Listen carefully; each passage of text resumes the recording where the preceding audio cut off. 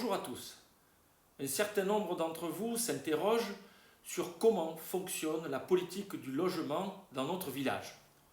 Alors il faut distinguer deux cas de figure, le logement subi et le logement souhaité. Pour le logement subi, c'est notamment par la loi de l'État, appliquée par les services de la préfecture. La loi Allure, par exemple, la loi Duflot, impose aux communes la réalisation de 25% de logements sociaux sur la globalité des logements et 30% sur toutes les nouvelles opérations immobilières.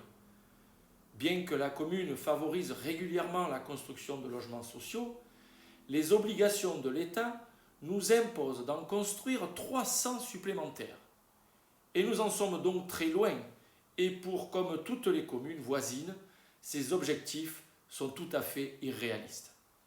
C'est pour cela que notre commune paie une pénalité chaque année pour ne pas respecter ses obligations.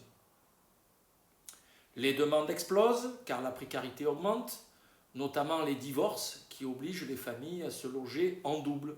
On appelle ça la décohabitation, qui fait augmenter le besoin de logement sans augmenter la population totale. Alors, au-delà du logement social, la loi Allure prévoit aussi une libéralisation de la constructibilité, imposant une énorme densification des parcelles. Beaucoup d'entre vous, d'ailleurs, en ont profité pour réaliser dans leur propriété, grâce à des divisions, des logements pour vos enfants ou autres. En ce qui concerne le logement souhaité, en plus généralement l'aménagement urbain, cela passe par le PLU, le plan local d'urbanisme, qui est depuis 2002 la compétence de la communauté urbaine, et plus récemment le PLU intercommunal sous la responsabilité de la métropole. C'est dans ce document, et seulement dans ce document, que le maire et ses élus peuvent faire des propositions pour le logement, mais aussi les zones d'activité, l'agriculture et la protection de la nature. Le PLU de 2009, élaboré par l'ancien maire Francis Giraud, a été relativement ambitieux sur le plan des constructions, sans toutefois anticiper les lois scélérates comme la loi Allure qui incite les propriétaires à la densification à outrance parfois. Dans le nouveau PLU intercommunal, voté en décembre 2019 et géré par la métropole pour l'ensemble des 18 communes de la périphérie marseillaise, j'ai souhaité ralentir l'urbanisation et préserver intégralement les surfaces agricoles et naturelles.